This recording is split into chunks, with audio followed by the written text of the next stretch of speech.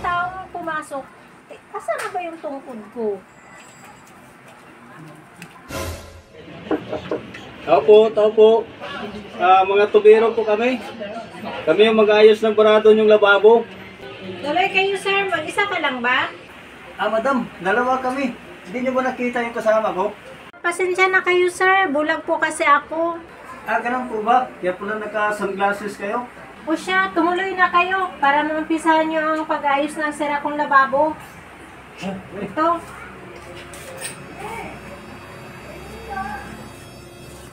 Madam, ito po pala yung lababo nyo. Barado nga. O siya, sige. Maiwan ko muna kayong dalawa dyan. Papasok muna ako sa kwarto. Tawagin niyo na lang ako pag may kailangan kayo.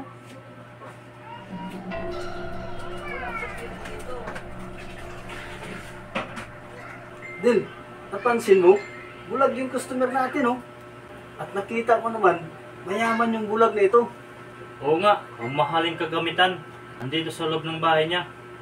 Dil, ito na yung pagkakataon natin para magkaahon tayo sa hirap ng buhay.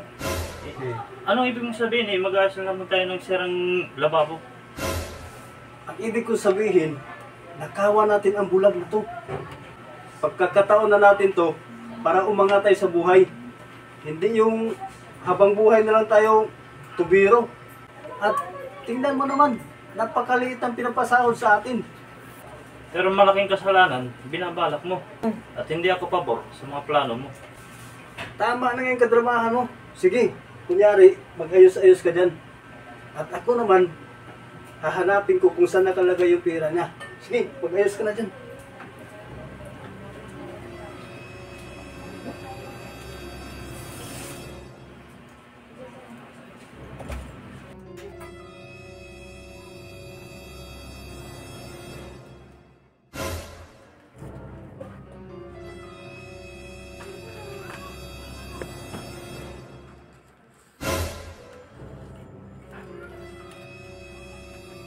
Teka lang, parang may taong pumasok.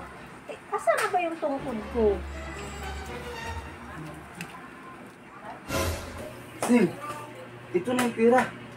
Hati tayo. Hindi ko matatanggap ang perang yan. Diba? Nangangailangan ka ng pera para sa nanay mo na kailangan maoperahan dahil sa cancer. Oo, kailangan ko yan ng pera, pero hindi sa ganitong paraan. Ang magnakaw, ibalik mo yan. Kung hindi, ako mismo magpapakulong sa'yo.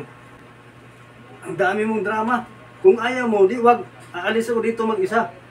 Boys, tika lang. Parang nagkagulo kayong dalawa dyan. May problema ba? Madam, pasensya na. Pero hindi kaya ng konsensya ko. Ninakawan kayo ng partner ko. Sinamantala niya ang kahinaan niyo bilang bulag.